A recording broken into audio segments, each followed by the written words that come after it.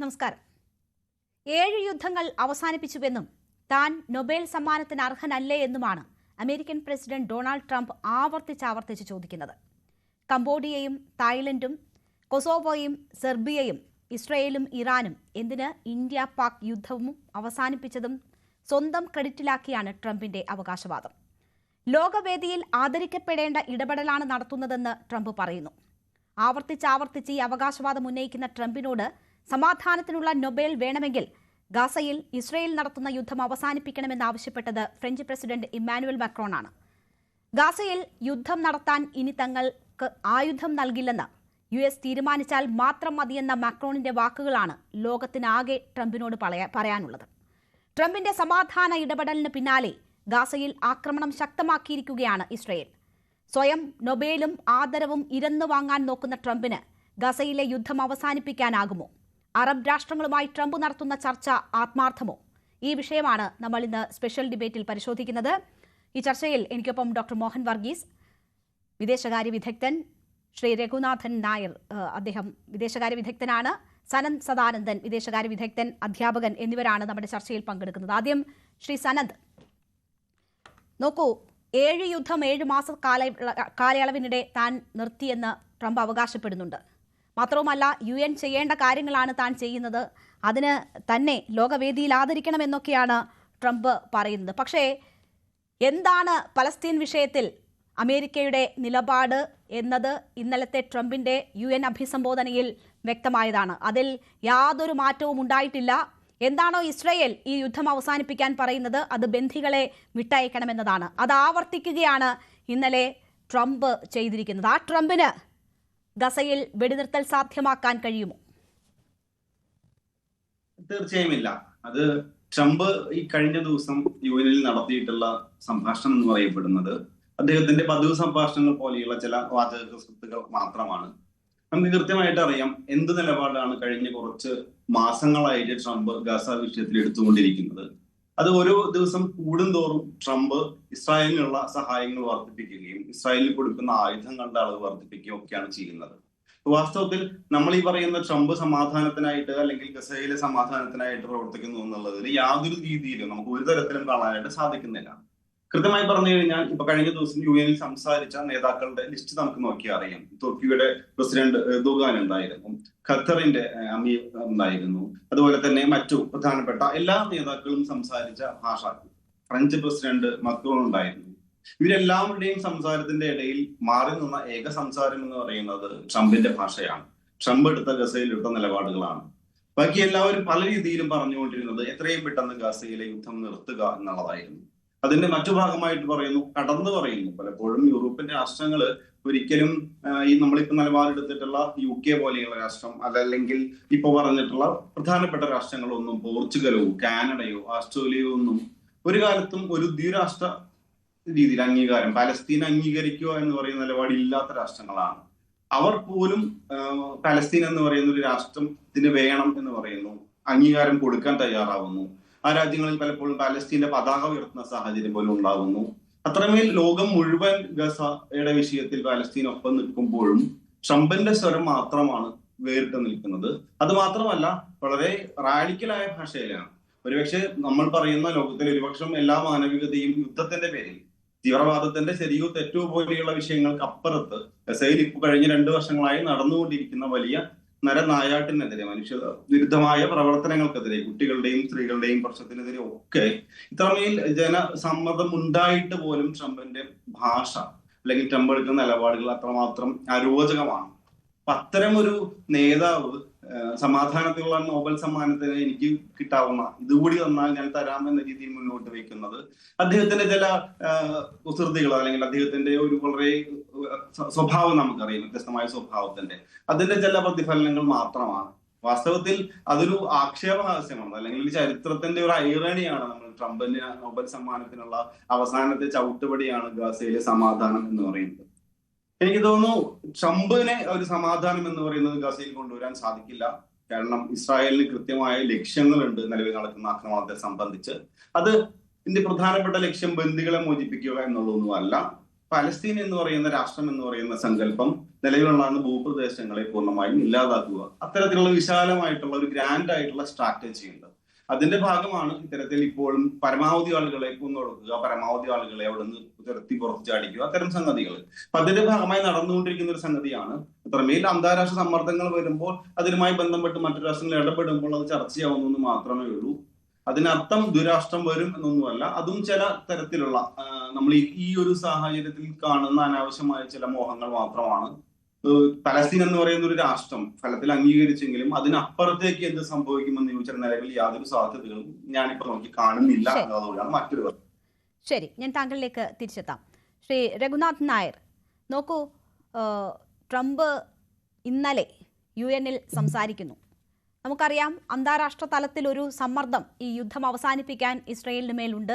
അതിൽ അമേരിക്ക ഇടപെടണമെന്ന ആവശ്യം വളരെ ശക്തമായുണ്ട്. ഇസ്രയേലിന് നൽകി വരുന്ന സഹായം അമേരിക്ക നിർത്തണം, അതൊരു സന്ദേശമാകണം, അങ്ങനെ വെടിനിർത്തലിലേക്ക് കാര്യങ്ങൾ നീക്കണം എന്നതായിരുന്നു പ്രതീക്ഷ. അത്രയും പ്രതീക്ഷയോടുകൂടി തന്നെയാണ് ട്രംപിന്റെ വാക്കുകളെ എല്ലാവരും നോക്കിക്കണ്ടത്. പക്ഷേ ട്രംപ് എന്താണോ പരമ്പരാഗതമായി പലസ്തീൻ വിഷയത്തിൽ സ്വീകരിച്ചു വന്നിട്ടുള്ള നിലപാട്, അത് മാത്രമാണ് അവിടെ പറഞ്ഞത്. പക്ഷേ ചില സമാധാന ശ്രമങ്ങൾ ട്രംപിന്റെ ഭാഗത്തു നിന്നുമുണ്ടായി. അറബ് രാഷ്ട്ര നേതാക്കളുമായും മറ്റും കൂടിക്കാഴ്ച നടത്തുന്നു. അവിടെ സൗദിയുടെ നേതൃത്വത്തിലൊക്കെ കൊണ്ടുവരാൻ പോകുന്ന സമാധാന ഉടമ്പടിയുമായി ബന്ധപ്പെട്ടുള്ള കാര്യങ്ങളിൽ ചർച്ച നടക്കുന്നു. അതൊരു സമാധാനത്തിലേക്കുള്ളൊരു നീക്കമാണല്ലോ.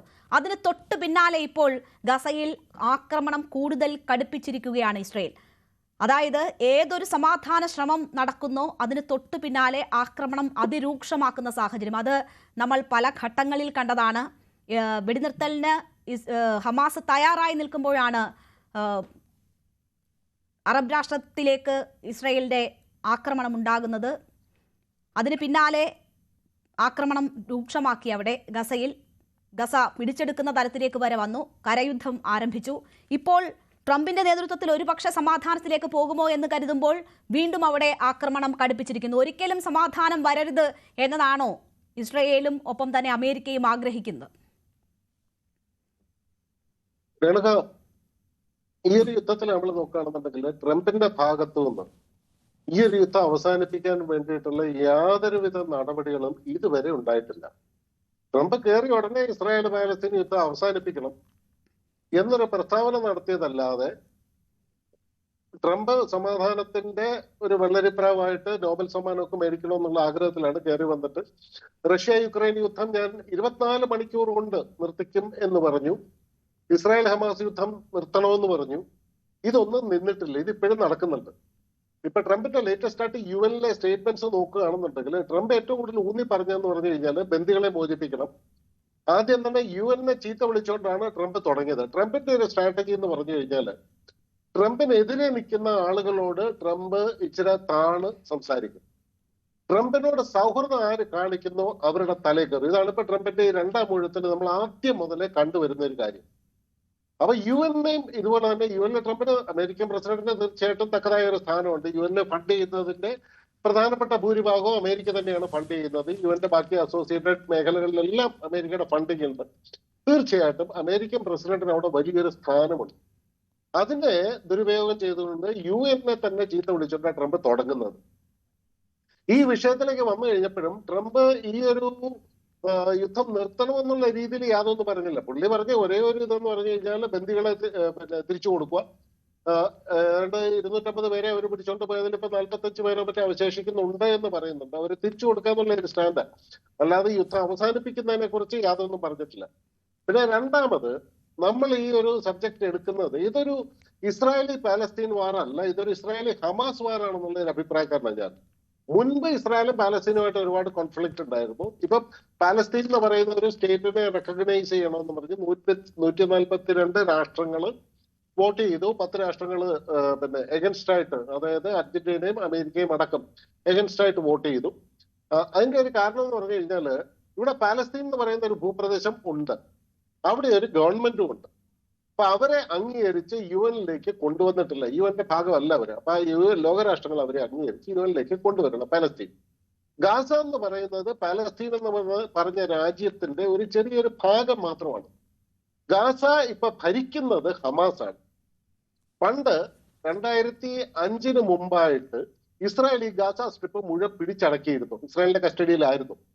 2005 അവര് യാതൊരുവിധ കണ്ടീഷൻസും ഇല്ലാതെ അൺകണ്ടീഷണലി 2005 ഇസ്രായേൽ ഗാസ സ്ട്രിപ്പിൽ നിന്ന് പിൻവാങ്ങുകയുണ്ടായത്. 10-20,000 ഇസ്രായേലുകൾ അവിടെ ഉണ്ടായിരുന്നു.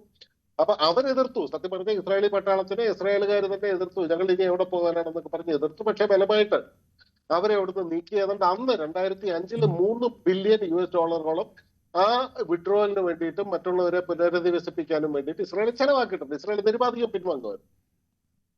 2006 ഗാസ സ്ട്രിപ്പിന്റെ അധികാരം ഹമാസ് പിടിച്ചെടുക്കുന്നു. അത് ഇലക്ഷനിൽ കൂടെയായിരുന്നു. ഹമാസ് 2006 ഈ ഗാസ സ്ട്രിപ്പിന്റെ അധികാരം പിടിച്ചെടുത്തു കഴിഞ്ഞപ്പോൾ വീണ്ടും അവർ വളരെ ശക്തമായിട്ട് അതിശക്തമായിട്ട് ഇസ്രായേലിനെതിരെ യുദ്ധം തുടങ്ങി. ഇവിടെ ഇസ്രായേൽ പറയുന്നതെന്ന് പറഞ്ഞു കഴിഞ്ഞാൽ ഈ ഗാസ സ്ട്രിപ്പ് നിങ്ങൾ ഒഴിഞ്ഞു പോകണം, ഗാസ സ്ട്രിപ്പിൽ നിങ്ങൾ പാടില്ല, കാരണം ഞങ്ങളുടെ മൂക്കിന്റെ താഴെ വന്നിരുന്നിട്ട് നിങ്ങൾ ഇത്ര എളുപ്പത്തിൽ ഞങ്ങളെ ആക്രമിക്കുന്നു. ഇത് വർഷങ്ങളായിട്ട് ഞങ്ങൾ അനുഭവിച്ചുകൊണ്ടിരിക്കുകയാണ്. വർഷങ്ങളായിട്ടെന്ന് പറയുമ്പോഴും നമ്മളിവിടെ കാണേണ്ട ഒരു കാര്യം എന്ന് പറഞ്ഞു കഴിഞ്ഞാൽ ഇത് 1948 ശേഷമുള്ള ഒരു സംഭവമാണെന്നുള്ള രീതിയിലാണ് നമ്മൾ ഇതിനെ മനസ്സിലാക്കിയിരിക്കുന്നത്. അല്ലെന്നുണ്ടെങ്കിൽ ഇത് പുതിയൊരു സംഭവമാണെന്നുള്ള രീതിയിലാണ് നമ്മൾ മനസ്സിലാക്കിയിരിക്കുന്നത്.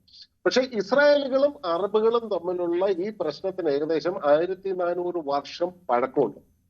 വിശുദ്ധ ഖുർആനില് ഇസ്രായേൽ എന്ന് പറയുന്ന ഒരു പ്രദേശത്തെക്കുറിച്ച്, ഒരു പ്രവിശ്യയെക്കുറിച്ച് 40-ലധികം പ്രാവശ്യം പ്രതിപാദിച്ചിട്ടുണ്ട്.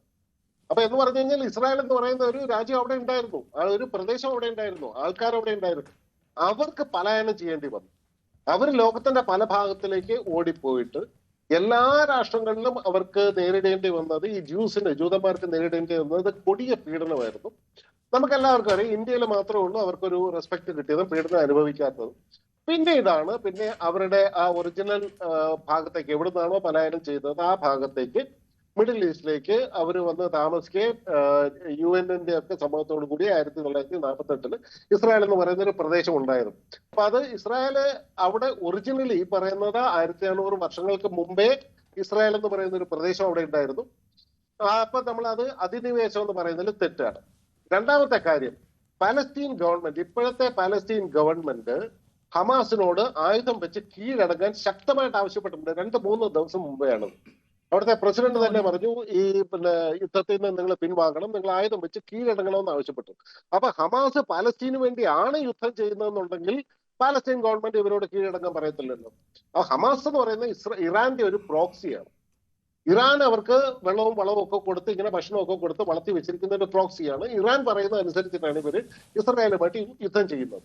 ഇവിടെ നമ്മൾ കാണേണ്ട മറ്റൊരു കാര്യം എന്ന് പറഞ്ഞു കഴിഞ്ഞാല്, നമ്മള് ഈ 65,000 ആൾക്കാരാണ് ഇപ്പൊ ഈ 2003 ഒക്ടോബർ 7 ശേഷം, ആ സംഭവത്തിന് ശേഷം ഇതുവരെ പലസ്തീനിൽ കൊല്ലപ്പെട്ടത്, പലസ്തീനിലല്ല ഗാസ സ്ട്രിപ്പിൽ കൊല്ലപ്പെട്ടത് 65,000 ആളുകളാണെന്നാണ് കണക്ക്. ഒഫീഷ്യലി അൺഒഫീഷ്യലി എത്രയാണെന്ന് അറിയില്ല. അത് 65,000 ഇസ്രായേൽ നടത്തിയിട്ടുള്ള ആക്രമണത്തിന്റെ ഡെൻസിറ്റി വെച്ച് നോക്കുകയാണെങ്കിൽ, നമ്മൾ നോക്കുകയാണെങ്കിൽ 65,000 പേരല്ല, 6.5 ലക്ഷം പേരവിടെ, അല്ലെങ്കിൽ ഒരു 6 ലക്ഷം പേരെങ്കിലും മരിക്കേണ്ടതാണ്. ഒരു 4.5 ലക്ഷം ആളുകൾ അവിടുന്ന് പലായനം ചെയ്തിട്ടുണ്ട്. ഇസ്രായേൽ ശക്തമായിട്ട് അവർക്ക് മുന്നറിയിപ്പ് കൊടുക്കുന്നുണ്ട്, ഞങ്ങൾ ഇന്ന സ്പോട്ടിൽ ആക്രമിക്കാൻ പോവാണ്, സാധാരണ സിവിലിയൻസ് എല്ലാം ഇവിടുന്ന് പൊക്കോണം എന്ന് പറഞ്ഞിട്ട് അങ്ങനെ ഇവാക്യുവേറ്റ് ചെയ്യാനുള്ള സമയം കൊടുത്തതിന് ശേഷമാണ് ഇവരെ ആക്രമിച്ച്. അതുകൊണ്ടാണ് ഈ മരണസംഖ്യ 65,000 നിന്നത്. ഇത് പറയാൻ കാരണം എന്ന് പറഞ്ഞു കഴിഞ്ഞാൽ, ഒരു മിനിറ്റ്, ഇത് പറയാൻ കാരണം എന്ന് പറഞ്ഞു കഴിഞ്ഞാൽ, യമനില് ഹൂത്തികളും സൗദി അറേബ്യയുമായിട്ട് ഭയങ്കരമായ അതുപോലെ വർഷങ്ങളായിട്ടുള്ള സംഘർഷം നടക്കുന്നുണ്ട്. ഇറാനാണ് ഈ ഹൂത്തികളെ ഫണ്ട് ചെയ്യുന്നത് സൗദി അറേബ്യക്കെതിരായിട്ട്. ഇറാനും സൗദി അറേബ്യയും തമ്മിലുള്ള പ്രശ്നം എന്ന് പറഞ്ഞു കഴിഞ്ഞാൽ മെയിനായിട്ട് സുന്നി ഷിയ പ്രശ്നമാണ്. സൗദി അറേബ്യ ഇതിനോടകം യമനില് 3.5 ലക്ഷം ആളുകളെ കൊന്നു കഴിഞ്ഞു. 3.5 ലക്ഷം ആളുകളുടെ ജീവൻ സൗദി അറേബ്യ അപഹരിച്ചു. പക്ഷേ നമ്മൾ ആരും, ലോകം അതിനെക്കുറിച്ച് ചർച്ച ചെയ്യുന്നില്ല.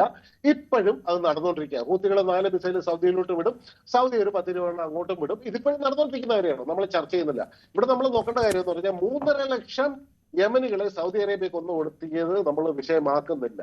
മിനിഞ്ഞാന്നല്ലേ പാകിസ്ഥാൻ 30 പേരെ അവരുടെ സ്വന്തം രാജ്യത്തുള്ള സിറ്റിസൺസിനെ മിസൈൽ അയച്ചു. അതും പ്രിസിഷൻ സ്ട്രൈക്ക്, അബദ്ധം പറ്റിയതെന്ന് പറയാൻ പറ്റില്ല. ഹയസ്റ്റ് പ്രിസിഷൻ സ്ട്രൈക്ക് മിസൈൽ ഉപയോഗിച്ചിട്ടാണ് 30 പേരെ കൊന്നത്. ലോകം ചർച്ച ചെയ്യുന്നുണ്ടോ?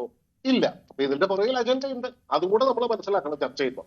തീർച്ചയായും ഞാൻ താങ്കളിലേക്ക് തിരിച്ചെത്താം. ഡോക്ടർ മോഹൻ വർഗീസ് കൂടി ഈ ഘട്ടത്തിൽ നമുക്കൊപ്പം ചേരുകയാണ്. ഡോക്ടർ മോഹൻ വർഗീസ്, താൻ 7 യുദ്ധങ്ങൾ അവസാനിപ്പിച്ചു എന്നതാണ് ട്രംപിന്റെ അവകാശവാദം. അതിൽ അദ്ദേഹം പറയുന്ന ഇന്ത്യ പാക് യുദ്ധത്തിന്റെ യാഥാർത്ഥ്യം എന്താണ് എന്നത് നമുക്കറിയാം. അതുകൂടി ഉൾപ്പെടെയാണ് 7 യുദ്ധം അവസാനിപ്പിച്ചു എന്ന് ആവർത്തിച്ച് ഏതാണ്ട് 40-ലധികം തവണ അദ്ദേഹം പറയുന്നത്. ഇന്നലെ UN-ലും അദ്ദേഹം ആ അവകാശവാദം ആവർത്തിക്കുകയാണ്. അദ്ദേഹം റീസെൻ്റായി ഇടപെട്ടതാണ് റഷ്യ യുക്രൈൻ യുദ്ധം അവസാനിപ്പിക്കാൻ. പിന്നീട് എന്ത് സംഭവിച്ചു എന്ന് നമ്മൾ കാണുന്നു. ഇന്നലെ UN-ൽ അദ്ദേഹം പറഞ്ഞ കാര്യങ്ങൾ നമ്മൾ കേട്ടതാണ്. അതിനുശേഷം ആദ്യം യുക്രൈൻ അവരുടെ സ്ഥലങ്ങൾ വിട്ടു നൽകേണ്ടി വരുമെന്ന് പറഞ്ഞ ട്രംപ് ഇപ്പോൾ നിലപാട് മാറ്റി യുക്രൈന് മുഴുവൻ സ്ഥലവും ലഭിക്കുമെന്ന് പറയുന്നു. അപ്പോൾ പറയുന്നതിൽ നിലപാടില്ല. അദ്ദേഹം ഒരു വിഷയത്തിൽ ഇടപെട്ടാൽ അതിൽ കൃത്യമായ നിലപാടില്ല. കള്ളം പറയുന്നു. ആവർത്തിച്ച് ഒരു രാഷ്ട്രം ബാഹ്യ ഇടപെടൽ ഉണ്ടായിട്ടില്ല എന്ന് പറഞ്ഞിട്ട് UN-ൽ പോലും അദ്ദേഹം തെറ്റിദ്ധരിപ്പിക്കുന്നു, കള്ളം പറയുന്നു. അങ്ങനെ ഒരു രാഷ്ട്ര നേതാവിന് ഏതെങ്കിലും യുദ്ധം അവസാനിപ്പിക്കാൻ പറ്റുമോ? അതും പതിറ്റാണ്ടുകളായി തുടരുന്ന ഈ യുദ്ധം. 7 യുദ്ധം അവസാനിപ്പിച്ചതിനെ കുറിച്ച് 70 ആവർത്തി പറഞ്ഞാലും അത് ബധിരകർണങ്ങളിലെ വീഴു. കാരണം പറയുന്നതിനൊരു കൺസിസ്റ്റൻസി ഇല്ലാത്ത ഒരു നേതാവാണ് ഡൊണാൾഡ് ട്രംപ്. ഒരേ സമയം തന്നെ അത് ഇന്ത്യയെ സംബന്ധിച്ചിടത്തോളം ഒരു സാധ്യതയാണ്, അതേസമയം ഒരു വെല്ലുവിളിയുമാണ്. ഇപ്പം ട്രംപിൻ്റെ ടാരിഫ് ഉൾപ്പെടെയുള്ള കാര്യങ്ങൾ, വിസ $1,00,000 വിസയ്ക്ക് ചാർജ് ചുമത്തിയ ആ ഒരു തീരുമാനം, ഇതെല്ലാം തന്നെ നാളെ മാറ്റി പറയും. സമാനമായ രീതിയിൽ തന്നെയാണ് യഥാർത്ഥത്തിൽ ഉക്രൈൻ വിഷയത്തിൽ ഉക്രൈനെ വഴക്ക് പറയുന്ന സെലൻസ്കിയെ വൈറ്റ് ഹൗസിൽ വിളിച്ച് തലങ്ങും വിലങ്ങും ഫയർ ചെയ്യുന്ന ട്രംപിനെ കണ്ടു. ഉക്രൈനെ സമ്മർദ്ദപ്പെടുത്തി ഉക്രൈനുമായി ധാതു കരാർ ഒപ്പിടിപ്പിക്കുന്ന ട്രംപിനെ കണ്ടു.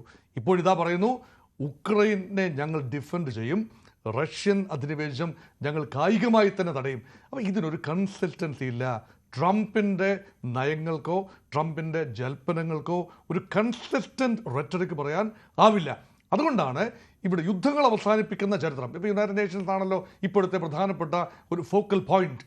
ജനറൽ അസംബ്ലിയിൽ ഡൊണാൾഡ് ട്രംപ് ആകെപ്പാടെ ഒരു കലിപ്പിൽ വരുന്ന ട്രംപിനെയാണ് കണ്ടത്. കാരണം എസ്കലേറ്റർ തകരാറിലായി. എസ്കലേറ്ററിലേക്ക് സ്റ്റെപ്പ് ഇൻ ചെയ്തപ്പോൾ പെട്ടെന്ന് നിന്നു പോകുന്നു. പിന്നെ മെലാനിയും ട്രംപും കൂടി നടന്നു കയറുന്നു. അതിനുശേഷം ഡിജി പ്രോംപ്റ്റർ നോക്കി വായിക്കാൻ നോക്കുമ്പോൾ പ്രസംഗത്തിന് പോയിന്റുകൾ തെളിയുന്നില്ല. അതിൻ്റെ വഴിയും യുണൈറ്റഡ് നേഷൻസിനെ ചാർത്തിക്കൊണ്ട് യുണൈറ്റഡ് നേഷൻസിനെ വളരെ ചെറുതാക്കി തുച്ഛീകരിച്ചുകൊണ്ട് തങ്ങൾ ഇത്രയും കാര്യമായി ഒരു സമാധാനത്തിന് വേണ്ടി ശ്രമിക്കുന്നു. താൻ 40 തവണയാണ് ഈ പറഞ്ഞത് ഈ ഇന്ത്യ പാകിസ്ഥാൻ യുദ്ധം താൻ നിർത്തി. താൻ നിർത്തിയ യുദ്ധങ്ങളുടെ കാര്യങ്ങൾ എണ്ണി പറയുന്നു. അത് വലിയ ഇപ്പോൾ കംബോഡിയ തായ്ലൻഡ് യുദ്ധം, അതുപോലെ ഈജിപ്റ്റ് മായിട്ടുള്ള അയൽ രാജ്യവുമായിട്ടുള്ള യുദ്ധം, എത്യോപ്യയുമായിട്ടുള്ള യുദ്ധം, അതുപോലെ റുവാണ്ട, ബുരുണ്ടി, ആ പ്രദേശങ്ങളിലെ യുദ്ധങ്ങളെല്ലാം, കോസോവോ, ബോസ്നിയ യുദ്ധം, ഇതെല്ലാം തന്നെ താൻ ഇടപെട്ട് നിർത്തി എന്ന ക്ലെയിം. അപ്പോൾ പിന്നെ യുണൈറ്റഡ് നേഷൻസ് എന്ന കട തുറന്നു വെച്ചിട്ട് എന്താ കാര്യം? ഐക്യരാഷ്ട്ര സംഘടനയുടെ ചുമതലയല്ലേ യുദ്ധാർത്ഥത്തിൽ യുദ്ധങ്ങൾ നിർത്തുക, വെടിനിർത്തൽ പ്രഖ്യാപിക്കുക? അപ്പം ട്രംപ് പറയുന്നതിൻ്റെ ഇൻകൺസിസ്റ്റൻസി വളരെ വ്യക്തമാണ്. ഒരു വെടിനിർത്തൽ പ്രമേയം ഐക്യരാഷ്ട്ര സംഘടനയുടെ സെക്യൂരിറ്റി കൗൺസിലിൽ വോട്ടെടുപ്പിന് വേണ്ടി വരുമ്പോൾ 14 രാജ്യങ്ങൾ ഇസ്രായേലിനെ കുറ്റപ്പെടുത്തുന്ന, അല്ലെങ്കിൽ ഉടനെ വെടിനിർത്തൽ, ഹമാസ് ഭരിക്കുന്ന ഗാസയ്ക്ക് നേരെയുള്ള വെടിനിർത്തൽ ഉടനെ സാധ്യമാക്കണം എന്ന് പറഞ്ഞുകൊണ്ട് സെക്യൂരിറ്റി കൗൺസിൽ വന്ന പ്രമേയം, വെടിനിർത്തൽ പ്രമേയം വീറ്റോ ചെയ്യുക വഴി അമേരിക്ക യുദ്ധങ്ങൾ അവസാനിപ്പിക്കാനാണോ ശ്രമിക്കുന്നത്, അതോ യുദ്ധങ്ങൾ തുടരാനുള്ള സാഹചര്യം ഒരുക്കുന്നതിനാണോ ശ്രമിക്കുന്നത്? അവിടെയാണ് ഇൻകൺസിസ്റ്റൻസി വരുന്നത്. അതുപോലെ ഇന്ത്യ പാകിസ്ഥാൻ യുദ്ധം അവസാനിപ്പിക്കാൻ ശ്രമിച്ചുവെന്ന് പറയുന്നു. അതേസമയം പാകിസ്ഥാനെ നിരന്തരം പ്രോത്സാഹിപ്പിക്കുകയാണ്. ഈ യുദ്ധം അവസാനിപ്പിക്കാൻ ശ്രമിച്ചു എന്ന് പറയുന്ന അതേ ആളാണ് ഇപ്പോൾ പാകിസ്ഥാന് ആയുധങ്ങൾ നൽകുന്നു, പാകിസ്ഥാനുമായി എണ്ണക്കച്ചവടം നടത്താൻ പോകുന്നു, വലിയ രീതിയിലുള്ള അമേരിക്കൻ ഇൻവെസ്റ്റ്മെൻറ്റ് പാകിസ്ഥാനിൽ നടത്താൻ പോകുന്നു. ഇന്ത്യക്കെതിരെ ഓപ്പറേഷൻ സിന്ദൂർ ഉൾപ്പെടെ ആസൂത്രണം ചെയ്ത് നടപ്പാക്കുന്നതിന് നെടുനായകത്വം വഹിച്ച അസിം മുനീറിനെ അമേരിക്കയിൽ വിളിച്ചുകൊണ്ടുപോയി 2 പ്രാവശ്യം ആതിഥ്യം കൊടുക്കുന്നു. ഇതെല്ലാം തന്നെ കാട്ടുന്നത് എന്താണ്? ഒരേ സമയത്ത് തന്നെ സമാധാനത്തിൻ്റെ കാവൽമാലാഖയായി പ്രവർത്തിക്കുകയും അതേസമയം തന്നെ ആരാച്ചാരുടെ റോൾ പ്രവർത്തിക്കുകയും ചെയ്യുന്ന ഇൻകൺസിസ്റ്റൻസിയുടെ ഉസ്താദും തമ്പുരാനുമാകുന്നു ട്രംപ്. അതുകൊണ്ടാണ് ഇപ്പോൾ ഐക്യരാഷ്ട്ര സംഘടനയിൽ ട്രംപ് എന്ത് നിലപാടെടുത്തു, എന്ത് പറഞ്ഞു എന്നതല്ല, മറിച്ച് യഥാർത്ഥത്തിൽ അമേരിക്ക എന്താണ് ആഗ്രഹിക്കുന്നത്. ഒരു പരിധിവരെ അമേരിക്കയുടെ deep state establishment is making Trump do all these things. ഇത് ട്രംപ് തന്നെ അറിയുന്നുണ്ടോ എന്ന സംശയമുണ്ട്. കാരണം ഇവിടെ മേക്ക് അമേരിക്ക ഗ്രേറ്റ് അഗെയിൻ എന്ന ക്യാമ്പയിൻ, മാഗ ക്യാമ്പയിൻ ഉദ്ദേശിക്കുന്നിടത്ത് പിടിച്ചു കെട്ടാൻ ആവണമെങ്കിൽ ഒരുപാട് ഈഫ്സ് ആൻഡ് ബട്ട്സ് പൂരിപ്പിക്കേണ്ടതുണ്ട്. അതിൽ പ്രധാനപ്പെട്ട കാര്യമെന്ന് പറയുന്നത് ട്രംപ് ഇപ്പോൾ ഒരു കാര്യം തുടങ്ങി വെച്ചു. ഒരു നയമെന്ന രീതിയിൽ ഗ്ലോബലൈസേഷനെ നെഗേറ്റ് ചെയ്യുന്ന, ആഗോളവൽക്കരണത്തെ അതിൻ്റെ സ്പീഡ് കുറച്ചുകൊണ്ടുവരുന്ന, അല്ലെങ്കിൽ free flow of men and material across the frontier, ആ ഒരു സങ്കല്പം ഒരു സ്പീഡ് ബ്രേക്ക് ഇട്ടുകൊണ്ട് ട്രംപ് നിർത്തിവെക്കുന്നു. അമേരിക്കയിലേക്ക് ഇനിയും അനധികൃതമായി ആരും കുടിയേറേണ്ട, അധികൃതമായി കുടിയേറുന്നതിനും ഞങ്ങൾ കർശനമായ നിയന്ത്രണങ്ങൾ വയ്ക്കുന്നു. അമേരിക്കയിൽ ഓൾറെഡി എത്തിപ്പറ്റിയ താൻ ഉൾപ്പെടെയുള്ള തന്നെ പോലെയുള്ള ആളുകൾ, ട്രംപിൻ്റെ പിതാമഹന്മാരും അവിടെ എത്തിപ്പെട്ടതാണ്. അവരൊന്നും ഒറിജിനലി അമേരിക്കക്കാരല്ലല്ലോ, അവർക്ക് യൂറോപ്പിൻ്റെ പല ഭാഗത്തു നിന്നും വന്നവരും ആഫ്രിക്കയിൽ നിന്നും ഏഷ്യയിൽ നിന്നൊക്കെ വന്നവരാണ്. അവർക്ക് മാത്രമുള്ളതാകുന്നു തൊഴിലവസരങ്ങൾ, ഇനിയുള്ളവർക്ക് തൊഴിൽ വേണ്ട. ഇങ്ങനെയൊക്കെയുള്ള ഡീഗ്ലോബലൈസിങ് ഒരു ഇഫക്റ്റാണ്. ആ ഇഫക്റ്റ് എത്രത്തോളം കാലം ടെനബിളായി മുന്നോട്ട് പോകും? അതുകൊണ്ടാണ് ട്രംപ് ഇതെല്ലാം മാറ്റിമറിച്ചും പറയുമ്പോഴും ആ മാറ്റിമറിച്ചും പറയുമെന്ന കാര്യം കൺസിസ്റ്റൻ്റ് ആണ്. അത് ഇന്ത്യ ഉൾപ്പെടെ ചൈന ഉൾപ്പെടെ രാജ്യങ്ങൾ ഗേജ് ചെയ്യുന്നു. അതുകൊണ്ടാണ് ചൈന ഇപ്പോൾ വിസ ഇഷ്യൂ ചെയ്യുന്നത്. യൂറോപ്യൻ രാജ്യങ്ങളിൽ, ബ്രിട്ടൻ ഉൾപ്പെടെയുള്ള രാജ്യങ്ങൾ വിസ നിയന്ത്രണങ്ങൾ ഈസ് ഔട്ട് ചെയ്യുന്നത് അതുകൊണ്ടാണ്. അതുമാത്രമല്ല, ഗ്ലോബൽ കേപ്പബിലിറ്റി സെൻറ്റേഴ്സ് ഇന്ത്യ ഉൾപ്പെടെയുള്ള രാജ്യങ്ങളിൽ നൂറുകണക്കിന് ആയിരക്കണക്കിന് ഗ്ലോബൽ കേപ്പബിലിറ്റി സെൻറ്റേഴ്സ് തുടങ്ങാനുള്ള അന്തരീക്ഷം ഒരുക്കി വെക്കുന്നു. അതുകൊണ്ടാണ് കഴിഞ്ഞ ദിവസം ശശി തരൂർ ഉൾപ്പെടെയുള്ള ആളുകൾ പറഞ്ഞത് ഇത് ഇങ്ങനെ മുന്നോട്ട് പോകുന്നത് ഒരു പരിധിവരെ ഒരു ചേർണിംഗ് ഇഫക്റ്റാണ്. ഭാരതത്തിനുൾപ്പെടെ ദീർഘകാല അടിസ്ഥാനത്തിൽ നന്നാവാനുള്ള, മെച്ചപ്പെടാനുള്ള, രണ്ട് കാലം നിൽക്കാനുള്ള അവസരമൊരുക്കി തരും എന്നതുകൊണ്ട് ട്രംപിൻ്റെ ഇൻകൺസിസ്റ്റൻസി ഗുണകരമായി വരും. അതുകൊണ്ടാണ് പറയുന്നത് ഇത് ഉർവശി ശാപം ഉപകാരം. തീർച്ചയായും സ്വാശ്രയത്വം എന്നതാണ് വേണ്ടത് എന്നത് പ്രധാനമന്ത്രി കഴിഞ്ഞ ദിവസം പറഞ്ഞത്. അതിൻ്റെ അടിസ്ഥാനത്തിലാണ് നമുക്ക് ഏറ്റവും സ്ഥായിയായ ഒരു ശത്രു മാത്രമേ ഉള്ളൂ, അത് ആശ്രയത്വമാണ് എന്ന് പ്രധാനമന്ത്രി പറയുന്നത് അതാണ്. ഒരുപക്ഷെ ആ ചിന്തയിലേക്ക് കാര്യങ്ങളെ നയിച്ചതിൽ ട്രംപിനൊരു വലിയ പങ്കുണ്ട്. ശ്രീ സനന്ദ്, നോക്കൂ, ഇവിടെ ഇപ്പോൾ ട്രംപ് ഇന്നലെ UN-ൽ പറഞ്ഞത് ഏകപക്ഷീയമായ നിലപാടുകളാണ് എന്ന കാര്യത്തിൽ യാതൊരു സംശയവുമില്ല. ഇസ്രായേൽ എന്താണോ ഈ യുദ്ധം അവസാനിപ്പിക്കാൻ മുന്നോട്ട് വെക്കുന്നത് അത് മാത്രമാണ് ട്രംപിന് പറയാനുണ്ടായിരുന്നത്. പക്ഷേ അദ്ദേഹം പിന്നീട് അറബ് രാഷ്ട്ര തലവന്മാരുമായും മുസ്ലിം രാഷ്ട്ര തലവന്മാരുമായും ചർച്ച നടത്തുന്നു. 8ഓളം രാഷ്ട്രങ്ങൾ അതിൽ പങ്കെടുത്തിട്ടുണ്ട്, രാഷ്ട്ര നേതാക്കൾ അതിൽ പങ്കെടുത്തിട്ടുണ്ട് എന്നാണ് മനസ്സിലാക്കുന്നത്. തുർക്കി പ്രസിഡന്റ് എർദോഗാൻ അത് വളരെ ഫലവത്തായ ചർച്ച എന്ന് അഭിപ്രായപ്പെട്ടു എന്നതൊഴിച്ചാൽ ഇതെന്താണ് കൃത്യമായി അതിനുള്ളിൽ ട്രംപ് വെച്ചിട്ടുള്ള പ്ലാൻ എന്നത് സംബന്ധിച്ച് വലിയ വാർത്തകളില്ല, അല്ലെങ്കിൽ ആധികാരികമായ വിവരങ്ങളില്ല. ദ ടൈംസ് ഓഫ് ഇസ്രായേൽ പറയുന്നത് അത് ഹമാസിനെ മാറ്റി നിർത്തി മറ്റൊരു സംവിധാനം അവിടെ കൊണ്ടുവരുന്നതിനെക്കുറിച്ചും റീകൺസ്ട്രക്ഷൻ നടപടികളെക്കുറിച്ചും ട്രംപ് പറഞ്ഞു എന്നതാണ്. ബന്ദികളെ കൈമാറിക്കൊണ്ട് ആ നടപടികളിലേക്ക് നീങ്ങാം എന്ന പ്ലാൻ ട്രംപ് അവതരിപ്പിച്ചു എന്നതാണ്. അതുതന്നെയാണ് കഴിഞ്ഞ ദിവസങ്ങളിലും അന്താരാഷ്ട്ര മാധ്യമങ്ങൾ ചൂണ്ടിക്കാട്ടിയിരുന്നത്. അത്തരം ഒരു പ്ലാൻ വർക്കാവും എന്ന് താങ്കൾക്ക് തോന്നുന്നുണ്ടോ? എർദോഗാൻ ഉൾപ്പെടെയുള്ളവർ ഫലവത്താണ് എന്ന് പറയുന്നതിനെ നമ്മൾ എങ്ങനെ നോക്കിക്കാണണം? അങ്ങനെ ഒരു അറബ് രാഷ്ട്രങ്ങളുടെ ഇടപെടലിൽ ട്രംപിന്റെ പ്ലാൻ സാധ്യമാകുമോ? അതിനു മുൻപായിട്ട് ഞാൻ ആദ്യമായിട്ട് കഴിഞ്ഞതിന് മുൻപിലത്തെ പാനലിസ്റ്റ് പറഞ്ഞ ഒരു പാലസ്തീൻ ഇസ്രായേൽ ചരിത്രത്തിന്റെ ഒരു വേർഷൻ ഉണ്ട്. അദ്ദേഹം പറഞ്ഞു നിർത്തിയത് ഇങ്ങനെയാണ്, ഇതിനൊരു അജണ്ട ഉണ്ട് എന്നുള്ളത്. എനിക്കും പറയാനുള്ളത്, അദ്ദേഹം പറഞ്ഞ ഒരു അജണ്ടയുണ്ട്. പലപ്പോഴും നമ്മൾ 65,000 പേര് മാത്രമേ കൊല്ലപ്പെട്ടുള്ളൂ എന്നൊക്കെ പറയുമ്പോൾ ഇതിൽ കൂടുതൽ പേരെ വേണമെങ്കിൽ ഇസ്രായേലിൽ കൊല്ലാമായിരുന്നു, അവരുടെ ഒരു മേഴ്സിയാണ് ഇത്രയും കുറച്ചു പേരെ മാത്രം കൊന്ന് തൽക്കാലം നിർത്തിയത് എന്നൊക്കെ പറയുന്നത് ഒരു ചരിത്രപരമല്ല.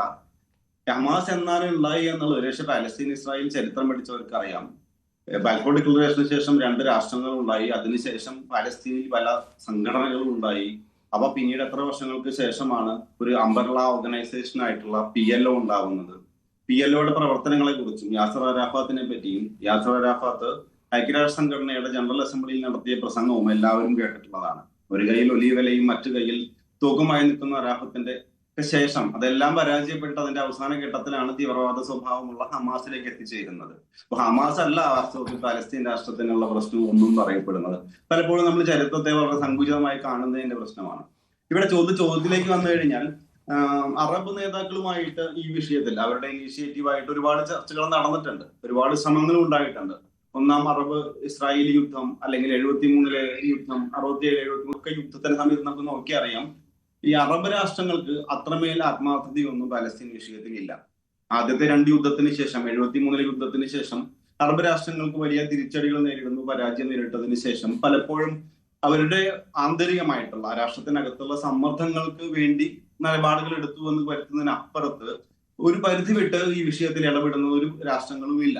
പിന്നീട് നമ്മൾ കണ്ടിട്ടുള്ളത് ഈ അടുത്ത് വന്നിട്ടുള്ള ഖത്തറിന്റെ ഒരു അനുഭവങ്ങളാണ്. അത് നമ്മൾ കൃത്യമായിട്ട് കണ്ടു, ഖത്തറിന് എങ്ങനെയാണ് റിട്ടാലിയേഷൻ ഉണ്ടായിട്ടുള്ളത് എന്ന് പറയുന്നു. അവിടെയും കൃത്യമായിട്ട് അമേരിക്ക ഈ പറയുന്ന എല്ലാ രാഷ്ട്രങ്ങളുമായി, സൗദി അറേബ്യയായിട്ടാണെങ്കിലും ജോർദാൻ ഉടമ്പടിയൊക്കെ നമ്മൾ ഈ പറയുന്ന അബ്രഹാം അക്കോർഡിനൊക്കെ ശേഷം മറ്റുള്ള അറബ് രാഷ്ട്രങ്ങളുമായിട്ടൊക്കെ വളരെ ബന്ധമുള്ള ഒരു സംഗതിയാണ്. അതുകൊണ്ട് ഈ രാഷ്ട്രങ്ങൾക്ക് ഒരു വലിയ ബാർഗെയിനിങ് പവർ അമേരിക്കയുടെ അടുത്ത് ഉണ്ടോ എന്നോ, അവരതിന് മാത്രം റിസ്ക് എടുത്തുകൊണ്ട് പലസ്തീൻ രാഷ്ട്രം ഉണ്ടാവുമോ എന്നുള്ള യാതൊരു പ്രതീക്ഷയുമില്ല. താൽക്കാലികമായിട്ട് ഈ ഒരു വെടി നിർത്തൽ അല്ലെങ്കിൽ ഈ ഒരു ഇസ്രായേലിന്റെ വംശഹത്യ അവസാനിപ്പിക്കാൻ വേണ്ടി ഉണ്ടാവുന്ന ചില ശ്രമങ്ങൾ മാത്രമാണ്. അപ്പൊ അതിൽ കാണുന്ന ചില പ്രതീക്ഷകളാണ് എർദോഗാനെ പോലെയുള്ള തുർക്കിയുടെ പ്രസിഡന്റിനെ പോലുള്ളവർ പറയാന്ന് തോന്നുന്നു. എനിക്ക് തോന്നുന്നു അതൊരു പരിധി വിട്ട് പോകാനുള്ള സാധ്യതയില്ല. കാരണം ഇവിടെ ഇസ്രായേലിന് കൃത്യമായിട്ട് മാക്സിമം അതിൽ ഡാമേജ് വരുത്തുക എന്നുള്ളത്, അത് ഇൻഫ്രാസ്ട്രക്ചർ ഫെസിലിറ്റീസ് ആണെങ്കിലും മനുഷ്യരുടെ എണ്ണത്തിലാണെങ്കിലും അവരെ പരമാവധി ഇതിൽ ജീവിക്കാൻ യോഗ്യമല്ലാത്തൊരു സ്ഥലമായി മാറ്റുക എന്നുള്ള കൃത്യമായിട്ടുള്ള ഒരു സംഗതിയുണ്ട്. അപ്പൊ അതിൽ നിന്ന് താൽക്കാലികമായി ഒരുപക്ഷെ കുറച്ചുകൂടി നീട്ടിക്കൊണ്ടു പോവുകയും അവരുടെ മാക്സിമം അറ്റൈൻ ചെയ്യും കഴിഞ്ഞതിന് ശേഷം ഒരു പ്രഹസനത്തിനുള്ള സാധ്യത അവിടെ കാണുന്നുണ്ട്. ഹമാസിന്റെ നേതാക്കളെ കൈമാറുന്നു, അല്ലെങ്കിൽ ഹമാസിന്റെ നേതാക്കളെ കൊണ്ട് സറണ്ടർ ചെയ്യിപ്പിക്കുന്നു, ബന്ദികളെ കൈമാറുന്നു പോലുള്ള സംഗതികൾ. മനസ്സിലാക്കുന്ന ഒരു സംഗതി, ഗസ എന്ന് പറയുന്നത് മൊത്തം ഹമാസ് അല്ല.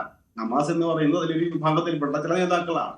കൊല്ലപ്പെടുന്നത് സാധാരണക്കാരായ സ്ത്രീകളും കുട്ടികളും ഒക്കെയാണ്, വൃദ്ധരും ഒക്കെയാണ്. പലപ്പോഴും ഹമാസ് വേഴ്സസ് ഇസ്രായേൽ എന്ന് പറയുന്ന ഒരു സംഗതിക്ക് അപ്പുറത്ത് ഇത് വലിയ മനുഷ്യാവകാശ പ്രശ്നമാണ്. ഇതൊരു ജനോസൈഡാണ്, വംശഹത്യയാണ് എന്ന് പറഞ്ഞിട്ടുള്ളത് ഇന്റർനാഷണൽ കോർട്ട് ഓഫ് ജസ്റ്റിസ് ആണ്. അത് അന്താരാഷ്ട്ര നീതിന്യായ കോടതിയാണ്, പ്രത്യേകിച്ച് വ്യക്തികളോ അറബ് സംഘടനകളോ ഒന്നും അല്ല. അപ്പൊ ആ രീതിയിൽ നോക്കിക്കാണുമ്പോൾ വലിയ പ്രതീക്ഷ നിലവിൽ ഈ പറയുന്ന വിഷയത്തിൽ ഉണ്ട് എന്ന് എനിക്ക് തോന്നുന്നില്ല ഈ ചർച്ചകളുടെയൊക്കെ ഫലമായിട്ട്. ശരി, സാങ്കേതികമായ എന്തോ പ്രശ്നമുണ്ട്, താങ്കൾ പറയുന്നത് കേൾക്കാൻ കഴിയുന്നില്ല. ഞാൻ താങ്കളിലേക്ക് വരാം, മറ്റ് അതിഥികളിലേക്ക് വരാം ഇടവേളയ്ക്ക് ശേഷം.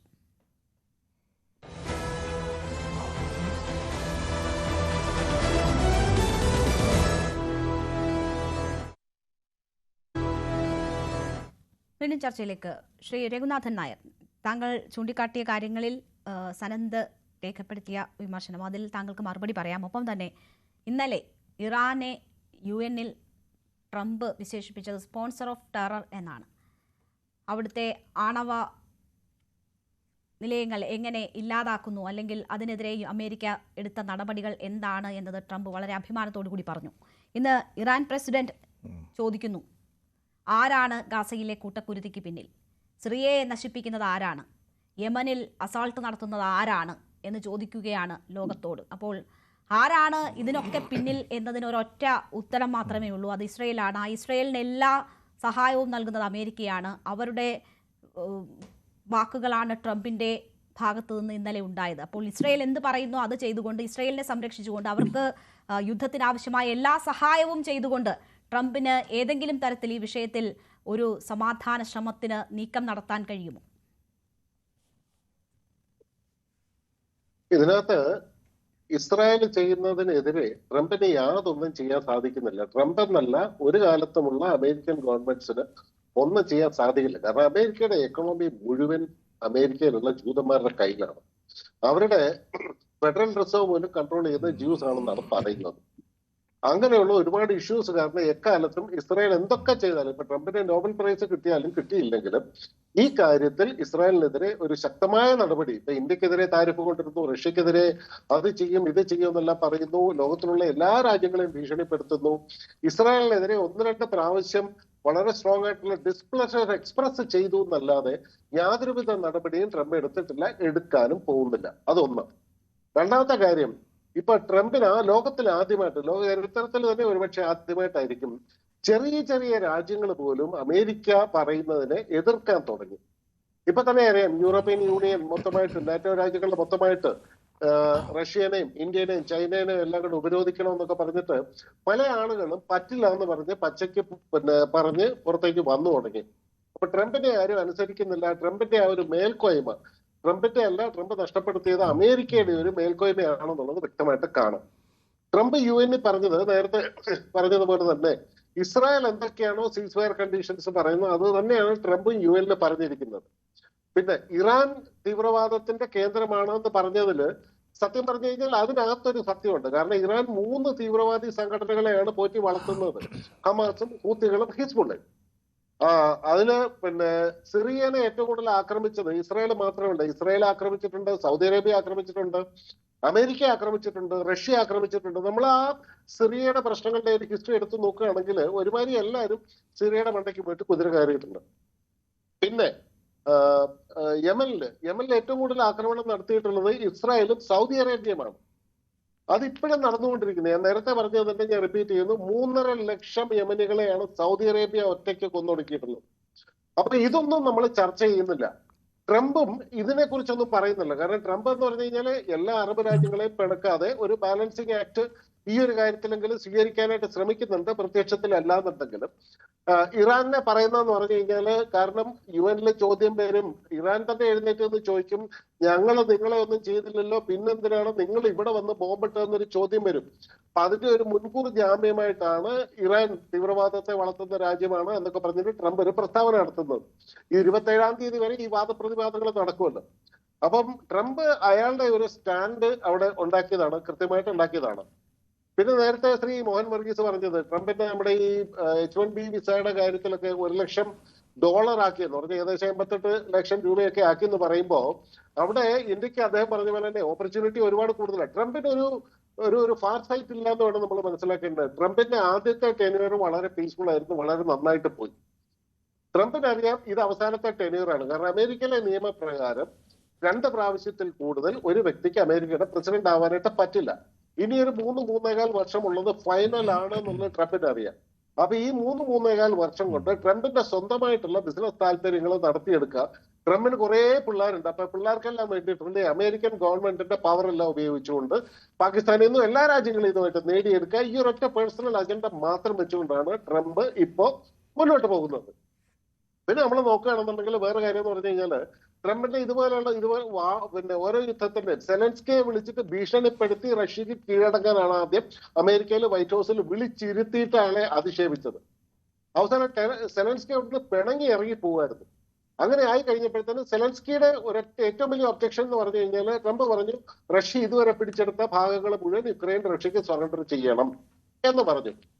യുക്രൈൻ കുറച്ച് കടന്നു കയറിയിട്ടുള്ള ഭാഗത്തുനിന്ന് യുക്രൈൻ പിന്നാക്കം പോവുകയും വേണമെന്ന് പറഞ്ഞു. സെലൻസ്കി പറഞ്ഞു പറ്റില്ല എന്ന് പറഞ്ഞു. പറ്റില്ല എന്ന് പറഞ്ഞു കഴിഞ്ഞാൽ അത് പൂർണ്ണമായിട്ടും പുടിനെ സൈഡ് ചെയ്തുകൊണ്ടുള്ള ഒരു നിലപാടായിരുന്നു. ഇപ്പോഴും പറയുന്നത് എന്താണ്, റഷ്യക്കെതിരെ ഉപരോധം കൊണ്ടുവരണം. ആര് കൊണ്ടുവരണം? യൂറോപ്യൻ യൂണിയനോടും നേറ്റോ രാജ്യങ്ങളോടും ആവശ്യപ്പെടുന്നു, നിങ്ങൾ റഷ്യക്കെതിരെ ഉപരോധം കൊണ്ടുവരണം, ഞങ്ങളും അങ്ങനെയാണെങ്കിൽ ഞങ്ങളും കൂടാം. ഇന്ത്യയുടെ കാര്യത്തിലും നേറ്റോ രാജ്യങ്ങളോടും യൂറോപ്യൻ യൂണിയനോടും എന്താണ് പറഞ്ഞത്? നിങ്ങൾ 100% താരിഫ് ഏർപ്പെടുത്തണം, അങ്ങനെയാണ് ഞാനും 100% താരിഫ് ഏർപ്പെടുത്താം എന്നാണ് പറയുന്നത്. അല്ല ഞാൻ ചെയ്യാൻ നിങ്ങൾ കൂടെ വാന്നല്ല പറയുന്നത്. അപ്പൊ ട്രംപ് സത്യം പറഞ്ഞ ഒരു ഭീരുവാണ്, അയാളൊരു പുള്ളിയാണ്, അതിന് സംശയമൊന്നുമില്ല. അപ്പൊ ഇയാളുടെ ഈ വരട്ടുന്ന കലാപരിപാടി ചൈനയുമായിട്ട് യാതൊരു പ്രശ്നമില്ലല്ലോ, ഒരു പ്രസ്താവന ഇല്ലല്ലോ. കാരണം ചൈനയോട് പറഞ്ഞു 250% താരിഫ് ഏർപ്പെടുത്തുമെന്ന് പറഞ്ഞു. ചൈന ഉടനെ റെയർ എർത്ത് മിനറൽസിന്റെ കയറ്റുമതി എല്ലാം അങ്ങോട്ട് നിരോധിച്ചു. എന്നാ ശരി നീ താരിഫ് ഏർപ്പെടുത്തി അവിടെ ഇരിക്കൊണ്ടാൻ പറഞ്ഞു. ഉടനെ ട്രംപ് യൂട്ടേൺ അടിച്ചു. ഇന്ത്യയുടെ അടുത്ത് അവിടെ കുറച്ച് ഇമോഷണൽ അല്ലെ സൈക്കോളജിക്കൽ ഇഷ്യൂസും ഉണ്ട്. ഇന്ത്യയുടെ അടുത്ത് ട്രംപിന്റെ ഏറ്റവും നല്ല സുഹൃത്താണ് മോദി എന്നൊക്കെ പറഞ്ഞു കഴിഞ്ഞപ്പോൾ ട്രംപ് വിചാരിച്ചു അവര് പറയുന്നത് മുഴുവൻ ഇവിടുന്ന് അംഗീകരിച്ചു കൊടുക്കുമെന്ന് പറഞ്ഞു. ഇവിടെ റഷ്യയുടെ എണ്ണ വാങ്ങുന്നു എന്നുള്ളതല്ല ട്രംപിന് ഇന്ത്യയുമായിട്ടുള്ള പ്രശ്നം. അത് പല യൂറോപ്യൻ രാജ്യങ്ങളും മിക്കവാറും എല്ലാവരും തണുപ്പ് കാലം വരുന്നത് അവര് റഷ്യയിൽ നിന്ന് എനർജി വാങ്ങുന്നത് ഒരു കാരണവശാലും നിർത്തില്ല. കാരണം അതിൽ പല ആൾക്കാർ ഇപ്പൊ തന്നെ പച്ചയ്ക്ക് പറഞ്ഞിട്ടുണ്ട് പറ്റില്ല. ശരി, പറഞ്ഞു പൂർത്തിയാക്കിക്കോളൂ. താങ്കള് ഓക്കെ. അപ്പം അങ്ങനെ ട്രംപ് ഇപ്പൊ ആകെപ്പാടെ വല്ലാതെ കിറങ്ങിയിരിക്കുന്ന ഒരു അവസ്ഥയാണ്. ഒരു പക്ഷേ പ്രായാധിക്യം കൊണ്ടുള്ള പ്രശ്നങ്ങളും ട്രംപിന് ഉണ്ടാകുമായിരിക്കാം. ട്രംപ് പിടിച്ചെടുത്തൊന്നും കാര്യങ്ങൾ നിൽക്കുന്നില്ല. അങ്ങനെ വരുമ്പോ ഇപ്പൊ ഒരൊറ്റ ഫോക്കസ് ഉള്ള എങ്ങനെയെങ്കിലും ആ നോബൽ പീസ് പ്രൈസ് നേടിയെടുക്കണം. എബ്രഹാം മാസ്ലോന്റെ ഹൈറാർക്കി ഓഫ് നീഡ്സ് എന്ന് പറഞ്ഞൊരു സംഭവം ഒരു നമ്മളെ മിക്കവാറും എല്ലാവരും പഠിച്ചിട്ടുള്ളതാണ്. അതില് സെൽഫ് എസ്റ്റീം നീഡ്സ് കഴിഞ്ഞാൽ ട്രംപിനെ സംബന്ധിച്ചിടത്തോളം സെൽഫ് എസ്റ്റീം നീഡ് ഓൾറെഡി അയാൾ ക്രോസ് ചെയ്തു. 2 പ്രാവശ്യം അമേരിക്കയുടെ പ്രസിഡന്റായി, ലോകം മുഴുവൻ പ്രശസ്തനായി, പൈസയുടെ കാര്യത്തിൽ ഈ പറഞ്ഞ പോലെ ലോകത്തിലെ ഏറ്റവും വലിയ പണക്കാരിൽ ഒരാളായി. ഇനി വരുന്നത് സെൽഫ് ആക്ച്വലൈസേഷൻ ലെവലിലേക്കാണ്. അവിടെയാണ് എനിക്ക് ആ ഒരു നോബൽ പ്രൈസ് കൂടെ കിട്ടിക്കഴിഞ്ഞാൽ ഞാൻ ഇനി സന്യസിക്കാൻ പോകാന്നുള്ളൊരു തീരുമാനത്തില്ല. പക്ഷെ അത് കിട്ടുന്നില്ല. അതിന് പാകിസ്ഥാനെ പോലെയുള്ള യാതൊരു തലയും പാലും ഇല്ലാത്ത ചില രാജ്യങ്ങൾ 1-2 പേര് റെക്കമെൻഡ് ചെയ്തു എന്നല്ലാതെ പൊതുവെ ട്രംപിന് യാതൊരു സപ്പോർട്ടും കിട്ടുന്നില്ല. തീർച്ചയായും 56% പേർ എതിർത്ത് വോട്ട് ചെയ്തു എന്നതാണ് അമേരിക്കയിൽ തന്നെ ട്രംപിന് നൊബേൽ സമ്മാനം കൊടുക്കുന്നതിനെതിരെ വോട്ട് ചെയ്തു എന്നതാണ് അവസാനത്തെ കണക്ക്. എന്തായാലും മനുഷ്യന് ആഗ്രഹങ്ങൾക്ക് ലിമിറ്റ് ഇല്ലല്ലോ. അതുകൊണ്ട് ട്രംപിന് ആഗ്രഹിക്കാം, അവകാശവാദം ഉന്നയിക്കാം, പിടിച്ചു വാങ്ങാൻ നോക്കാം, അല്ലെങ്കിൽ ഇങ്ങനെ ഇരന്ന് വാങ്ങാനൊക്കെ നോക്കാം. ഡോക്ടർ മോഹൻ വർഗീസ്, നോക്കൂ, ഇവിടെ ഇപ്പോൾ അറബ് രാഷ്ട്രങ്ങളുടെ ഇടപെടലാണ് ഒരു സമാധാന നീക്കം സാധ്യമാക്കുമോ എന്ന പ്രതീക്ഷ ഉണ്ടാക്കിയിരിക്കുന്നത്. പക്ഷേ അത് എത്രമാത്രം ആത്മാർത്ഥമാണ്? നേരത്തെ സനന്ദ് സൂചിപ്പിച്ചതുപോലെ തന്നെ അറബ് രാഷ്ട്രങ്ങൾ പലസ്തീൻ വിഷയത്തിൽ ഇടപെടുമ്പോൾ അവരുടെ ആത്മാർത്ഥത എത്രമാത്രം എന്നൊരു ചോദ്യമുണ്ട്. പക്ഷേ ഇപ്പോൾ ലോകത്ത് പലസ്തീൻ അനുകൂലമായ ഒരു വികാരമുണ്ട്. അത് ആ രാഷ്ട്ര രൂപീകരണം എന്നതിനപ്പുറം അവിടെ ഇപ്പോൾ നടക്കുന്ന വംശഹത്യ, UN പോലും കണ്ടെത്തിയ വംശഹത്യ എന്ന സാഹചര്യം ലോകത്തെ അസ്വസ്ഥപ്പെടുത്തുന്നുണ്ട്. ആ ഇടപെടൽ ഉണ്ടാകുന്നുണ്ട്. UK-യും ഓസ്ട്രേലിയയും ഒക്കെയുള്ള രാഷ്ട്രങ്ങൾ അവരുടെ നിലപാടുകൾ പറഞ്ഞത് നമ്മൾ കണ്ടതാണ്. മാക്രോൺ പറയുന്നു, നിങ്ങൾ സഹായം നിർത്തിയാൽ മാത്രം മതി, നിങ്ങൾക്ക് മാത്രമേ ഈ യുദ്ധം അവസാനിപ്പിക്കാൻ പറ്റൂ, നിങ്ങൾ മറ്റൊന്നും ചെയ്യേണ്ട, ഈ സഹായം നൽകുന്നത് മാത്രം നിർത്തിയാൽ മതി എന്നതാണ്. അവിടെ അറബ് രാഷ്ട്രങ്ങൾക്ക് അതിലേക്ക് എത്രമാത്രം ആത്മാർത്ഥമായി നിലപാടെടുക്കാൻ കഴിയും? നമുക്കറിയാം ഖത്തറിൽ നടന്ന ആക്രമണം, അതിനുശേഷം അവർക്കിടയിൽ ഉണ്ടായിട്ടുള്ള ധാരണ, ആ ഒരു പ്രത്യേക പരിതസ്ഥിതിയും സാഹചര്യവും അത് സാധ്യമാക്കുമോ? രേണുക, അറബ് രാജ്യങ്ങൾക്ക് എത്രത്തോളം മീനിങ് ഫുള്ളായി ഇസ്രയേൽ ഗാസ വിഷയത്തിൽ ഇടപെടാൻ കഴിയും? ഇത് ഏറ്റവും പ്രസക്തമായൊരു ചോദ്യമാണ്. എക്കാലത്തും ഗാസയ്ക്ക് വേണ്ടി മുതലക്കണ്ണീര് ഒഴുക്കിയത്, അല്ലെങ്കിൽ പലസ്തീനിയൻ ജനതയ്ക്ക് വേണ്ടി, പലസ്തീനിയൻ രാഷ്ട്രത്തിന് വേണ്ടി മുതലക്കണ്ണീർ ഒഴുക്കിയത് അറബ് രാജ്യങ്ങളാണ്. ഞാൻ ആ മുതലക്കണ്ണീരെന്ന് പറയാനുള്ള കാരണം, അവർ പ്രസ്താവനയ്ക്ക് ഉപരിയായി എന്തെങ്കിലും നടപടിയിലേക്ക് നീങ്ങാൻ, ഡിപ്ലോമാറ്റിക് ആകട്ടെ മിലിറ്ററിസ്റ്റിക് ആകട്ടെ, നടപടിയിലേക്ക് നീങ്ങാനുള്ള ശേഷിയും ശേമുഷിയും ഒന്നും തന്നെ വില്ലിങ്നെസ്സോ ടെനാസിറ്റിയോ കാട്ടാത്ത അറബ് രാജ്യങ്ങളാണ്. എന്നാൽ ഇപ്പോൾ അറബ് രാജ്യങ്ങൾ മാറി ചിന്തിക്കുന്നു എന്ന ഒരു പ്രതീതി അറബി ഉച്ചകോടി, ഇപ്പോൾ ദോഹയിൽ വെച്ച് സമാപിച്ച അറബി ഉച്ചകോടിയിൽ അങ്ങനെ ഒരു സങ്കല്പം മുഴങ്ങിക്കേട്ടു. ഇപ്പം നമ്മൾ ഭംഗ്യാന്തരേണ പറയുമല്ലോ, അറബി നെയ്റ്റോ, അറബി നെയ്റ്റോ എന്നൊക്കെ പറയുമ്പം ഭംഗിയായിട്ട് പറയാമെന്നല്ലാതെ ഇത് നെയ്റ്റോ കുറച്ചുകൂടെ കെട്ടുറപ്പുള്ളൊരു സംഘടനയാണ്. അതായത് റഷ്യയിൽ നിന്ന് വരുന്ന, കിഴക്കൻ യൂറോപ്പിൽ നിന്ന് വരുന്ന ത്രെട്ട് നേരിടാൻ പടിഞ്ഞാറൻ യൂറോപ്യൻ രാജ്യങ്ങൾ അമേരിക്കയുടെ ഒപ്പം ചേർന്ന് നിന്നുകൊണ്ട് സൈനികമായി ഒരു പ്രത്യേക പ്രിൻസിപ്പളിൻ്റെ അടിസ്ഥാനത്തിൽ സംഘടിച്ച ഒരു ട്രാക്ക് റെക്കോർഡുള്ള ഒരു കൺസോളിഡേറ്റഡ് ഒരു സംവിധാനമാണ്, മിലിറ്ററി പാക്റ്റാണ് നെയ്റ്റോ.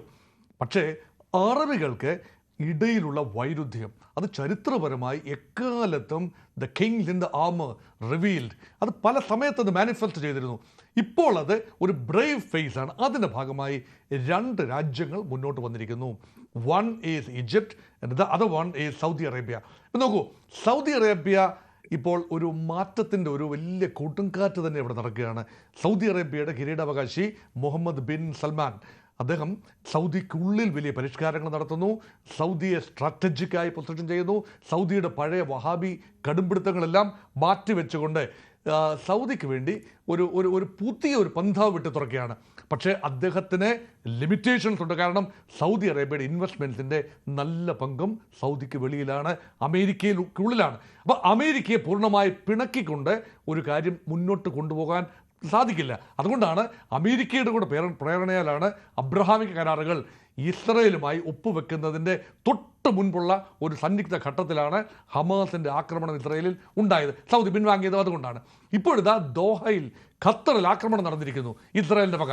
അങ്ങനെയെങ്കിൽ അറബി ലോകത്തെ ജനതയുടെ ഇടയിൽ ഈ രാജ്യഭരണങ്ങൾക്ക് പിടിച്ചു നിൽക്കാൻ ബുദ്ധിമുട്ടുണ്ടാകും എന്ന ഒരു ചിന്ത രൂഢമൂലമാണ്.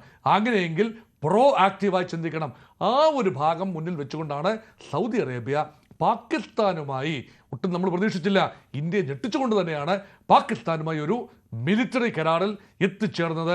അതുകൊണ്ടാണ് അത് സാങ്കേതികമായി പറയുമ്പോൾ സൗദി അറേബ്യയെ ഇസ്രായേൽ ആക്രമിച്ചാൽ പാകിസ്ഥാൻ സഹായത്തിന് വരും. പക്ഷേ സൗദിയുടെ മനസ്സിൽ ഇസ്രായേൽ അല്ല, യഥാർത്ഥത്തിൽ സൗദിയുടെ മനസ്സിൽ ഇറാനാണ്. ഇറാനിൽ നിന്നൊരു ആക്രമണം സൗദി ഏത് നിമിഷവും പ്രതീക്ഷിക്കുന്നുണ്ട്, അല്ലെങ്കിൽ ഹൂതികളുടെ ആക്രമണം ഒക്കെ യമനിൽ നിന്നും. ഈ ആക്രമണങ്ങൾക്ക് എതിരെ പാകിസ്ഥാൻ, ആണവശക്തി കൂടിയായ പാകിസ്ഥാന്റെ സഹായം എന്നതാണ് സൗദി പ്രതീക്ഷിക്കുന്നത്. അതിൻ്റെ മറ്റൊരു രീതിയിലാണ് വിവക്ഷിക്കുന്നതെങ്കിൽ പോലും അതാണ് സൗദിയുടെ കാര്യം. അപ്പോൾ സൗദി എന്തോ ചെയ്തു എന്ന ഒരു പ്രതീതി. അതുകൊണ്ട് പാലസ്തീൻ കോസിന് വേണ്ടി നിൽക്കുന്ന ഒരു രാജ്യം സൗദിയാണ്. രണ്ടാമത്തെ രാജ്യം ഈജിപ്റ്റാണ്. ഈജിപ്തിൻ്റെ കാര്യം നോക്കൂ. 1978 ഇസ്രായേലുമായുള്ള എല്ലാ പ്രശ്നങ്ങളും അവസാനിപ്പിച്ചുകൊണ്ട് ക്യാമ്പ് ഡേവിഡ് ഉടമ്പടി ഒപ്പുവെച്ച് ഇസ്രായേലുമായി ആദ്യം സമാധാനം സ്ഥാപിച്ച രാജ്യം ഈജിപ്റ്റാണ്. സാമാന്യം ശക്തമായ സൈന്യമുള്ള രാജ്യമാണ്. 5 ലക്ഷത്തിലധികം സൈന്യങ്ങളും 3 ലക്ഷത്തോളം റിസർവ് സൈന്യങ്ങളും ഒക്കെ ഉണ്ട്. പക്ഷേ ഇസ്രായേലിനോട് ഒരു മിലിറ്ററി പാരിറ്റി ഉണ്ടെന്ന് പറയാനാവില്ല. പക്ഷേ നിലവിൽ 1 ലക്ഷത്തിലധികം സൈനികർ ഈ സൈനായ് മരുഭൂമിയിൽ ഇസ്രായേൽ അഭിമുഖമായി അല്ലെങ്കിൽ ഗാസയ്ക്ക് അഭിമുഖമായി നിൽക്കുകയാണ്. റഫ ക്രോസിങ്ങിന് അടുത്ത് തന്നെ ആ സൈന്യം എത്തിയിരിക്കുന്നു. ഏത് നിമിഷവും ഇസ്രായേലിനെ ആക്രമിക്കാം എന്ന പ്രതീതി ജനിക്കുന്നതല്ലാതെ ഈജിപ്ഷ്യൻ ആർമി ഇസ്രായേലിലേക്ക് ഇറച്ചു കയറുന്ന പ്രശ്നമില്ല. മുൻകാലങ്ങളിൽ അതിന് ശ്രമിച്ചപ്പോൾ ഈ ഇസ്രായേൽ ഒരു പ്രിയംറ്റീവ് ആക്ഷനിലൂടെ ഈജിപ്തിനെ 48 യുദ്ധത്തിൽ, 56 യുദ്ധത്തിൽ, 67 യുദ്ധത്തിൽ, 73 യുദ്ധത്തിൽ ഇതൊക്കെ നഷ്ടക്കച്ചവടമായിരുന്നു ഈജിപ്തിന് എന്നത് ഈജിപ്തിൻ്റെ മനസ്സിനെ മതിക്കുന്നുണ്ടാവും. പക്ഷേ എന്തെങ്കിലും ചെയ്തേ തീരൂ എന്ന ഒരു കാര്യം. അത് മാത്രമല്ല, ഈ വലിയ തോതിൽ റഫ അതിർത്തി കടന്നുകൊണ്ട് ഗാസയിൽ നിന്നുള്ള അഭയാർത്ഥികൾ ഈ ഈജിപ്ഷ്യൻ മരുഭൂമിയിലേക്ക്, പ്രത്യേകിച്ച് ഈ സൈനായ് മരുഭൂമിയിലേക്ക് പ്രവേശിക്കുകയും ഈജിപ്തിൽ എത്തിച്ചേരുകയും ഒക്കെ ചെയ്യാനുള്ള സാധ്യത കൂടി ഒഴിവാക്കേണ്ടതുണ്ട്.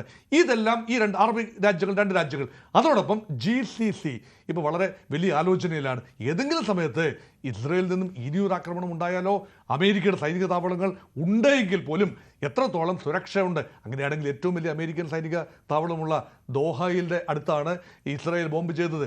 അതേ സൈനിക താവളത്തിനടുത്ത് ആ സൈനിക താവളം തന്നെയാണ് ഇറാൻ ആക്രമിച്ചത്. അപ്പം GCCക്ക് മൊത്തത്തിലൊരു ആരക്ഷിത ബോധമുണ്ട്. അമേരിക്ക എത്രത്തോളം കാലം നമ്പാം, പക്ഷേ ബിസിനസ് താല്പര്യങ്ങൾ ഉള്ളതുകൊണ്ട്, ഇൻവെസ്റ്റ്മെൻറ്റ് കാര്യങ്ങൾ ഉള്ളതുകൊണ്ട് അമേരിക്കയെ പൂർണ്ണമായി തള്ളിക്കളയാനുമാവില്ല. അതുകൊണ്ട് GCC ഇപ്പോൾ മാറി ചിന്തിക്കുന്നു.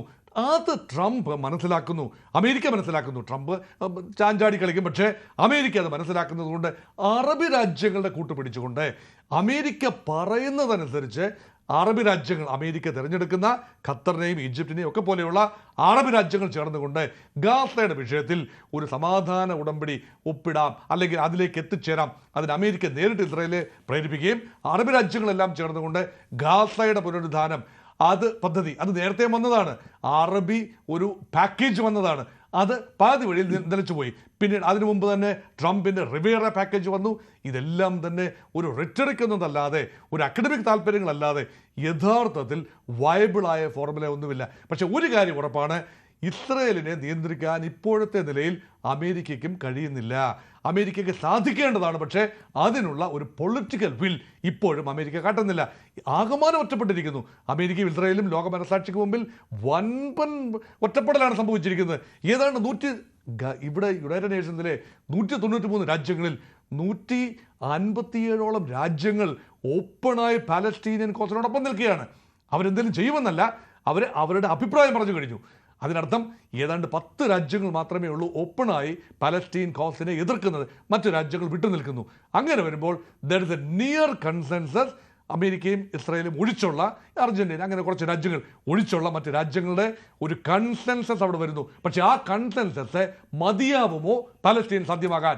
ഒരിക്കലും മതിയാവില്ല. കാരണം UN കൂടിയാണെങ്കിൽ സെക്യൂരിറ്റി കൗൺസിലിൽ വീറ്റോ അധികാരം ഉള്ളിടത്തോളം കാലം ഇസ്രായേലിനൊപ്പം നിന്നുകൊണ്ട് അമേരിക്ക വീറ്റോ പ്രയോഗിക്കും. ഇനി യുണൈറ്റഡ് നേഷൻസിനെ മാറ്റി നിർത്തിയിട്ട് അമേരിക്കയുടെ മധ്യസ്ഥതയിൽ ഈ രണ്ട് വിഭാഗങ്ങളെയും അമേരിക്ക പറയുന്ന ഇടത്തേക്ക് ആനയിക്കുകയും ഇസ്രായേലിന് വ്യക്തമായ ഉറപ്പുകൾ അറബ് രാജ്യങ്ങൾ, അത് ഹമാസ് കൊടുത്താൽ പോരാ, പാലസ്തീൻ പ്രദേശങ്ങൾ കൊടുത്താൽ പോരാ, അല്ലെങ്കിൽ ഗാസ, വെസ്റ്റ് ബാങ്ക് കൊടുത്താൽ പോരാ, അറബ് രാജ്യങ്ങൾ വ്യക്തമായി ഇസ്രായേലിന് ചില ഉറപ്പുകൾ കൊടുക്കുകയും ആ ഉറപ്പുകൾ അനുസരിച്ച് ഇസ്രായേൽ അടങ്ങാൻ തയ്യാറാവുകയും ചെയ്താൽ അല്ലാതെ ഒരു രീതിയിലും പലസ്തീനിയൻ രാഷ്ട്രം രൂപീകരിക്കാൻ സാധ്യമല്ല എന്നതാണ് യാഥാർത്ഥ്യം. തീർച്ചയായും. എന്തായാലും ട്രംപ് മുന്നോട്ട് വെക്കുന്ന പ്ലാൻ ആയതുകൊണ്ട് തന്നെ അത് നെതന്യാഹുവിൻ്റെ കൂടി അറിവും സമ്മതത്തോടെയുമുള്ള പ്ലാൻ ആയിരിക്കും ഒരു പരിധിവരെ എന്ന് കരുതുന്നു. അതുകൊണ്ട് തന്നെ അതിൽ ആ പ്ലാൻ വർക്കാവുകയാണെങ്കിൽ ഒരു പക്ഷേ ഇസ്രായേലിനെ സംബന്ധിച്ച് മറ്റ് അഭിപ്രായ ഭിന്നതകൾ ഉണ്ടാകില്ല എന്നതാണ് മനസ്സിലാക്കുന്നത്. കാരണം എന്താണോ ഇസ്രായേൽ മുന്നോട്ട് വെക്കുന്നത് അതുതന്നെയാണ് ട്രംപ്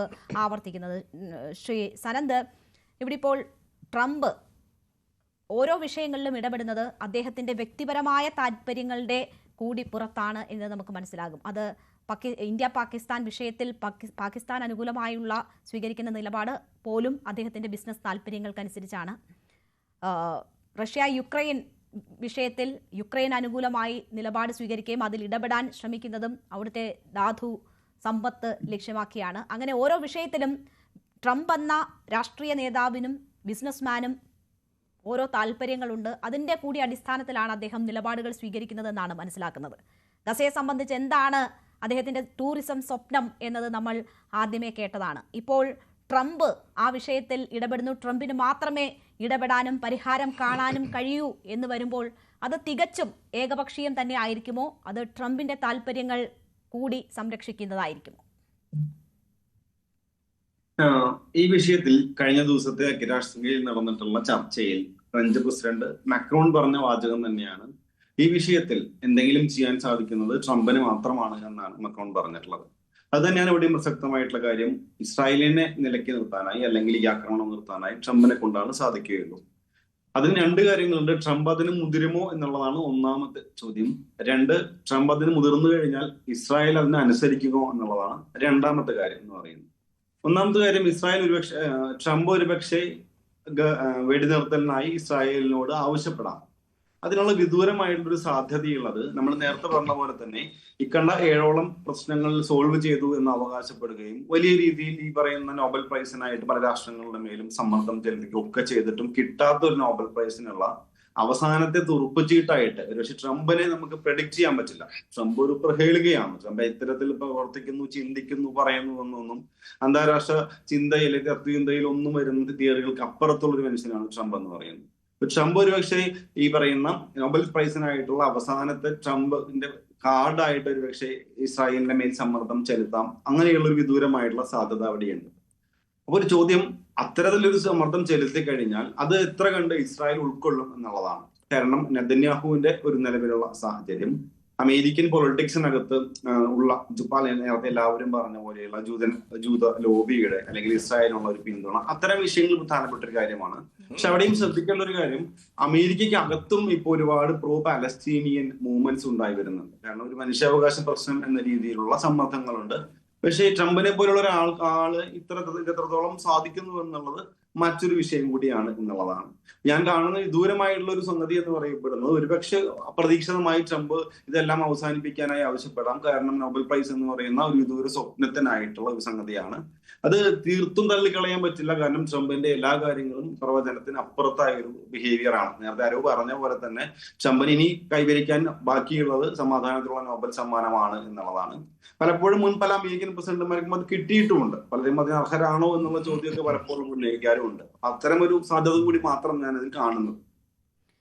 തീർച്ചയായും. എന്തായാലും ട്രംപ് ഗസ കത്തിച്ചുകൊണ്ട് നൊബേൽ സമ്മാനത്തിന് അർഹനാകില്ല എന്നതൊരു വസ്തുതയാണ്. അപ്പോൾ ഗസയിൽ വെടിനിർത്തലിലേക്കെങ്കിലും കാര്യങ്ങൾ എത്തിച്ച് ട്രംപിന് ആ നേട്ടത്തിലേക്ക് എത്താൻ കഴിയുമോ എന്നറിയണമെങ്കിൽ അത് മുന്നോട്ട് പോകുന്ന ചർച്ചകളുടെ അടിസ്ഥാനത്തിലായിരിക്കും. എന്തായാലും അറബ് രാഷ്ട്രങ്ങളുമായി നടത്തിയ ചർച്ചയ്ക്ക് ഒരു തുടർച്ചയുണ്ട് എന്ന കാര്യം ട്രംപ് തന്നെ സൂചിപ്പിക്കുന്നുണ്ട്. ഒരു പക്ഷേ അത് വെടിനിർത്തലിലേക്ക് എത്തുമോ എന്ന് നമുക്ക് കാത്തിരുന്ന് തന്നെ കാണാം. എന്തായാലും ഗസയെ കത്തിച്ചുകൊണ്ട് ഒരു നൊബേൽ എന്ന സ്വപ്നം ഒരിക്കലും സാധ്യമാകില്ല. പക്ഷേ ആ ലക്ഷ്യം വെച്ചാണെങ്കിൽ പോലും ട്രംപ് പറഞ്ഞാൽ ഇസ്രയേൽ അത് അനുസരിക്കാൻ തയ്യാറാകുമോ, അമേരിക്കയുടെ വാക്കുകൾ ഇസ്രയേൽ ഉൾക്കൊള്ളുമോ എന്നതാണ് വളരെ പ്രധാനം. നമുക്ക് കാത്തിരുന്ന് കാണാം. വളരെ നന്ദി ചർച്ചയിൽ പങ്കെടുത്ത എല്ലാ അതിഥികൾക്കും.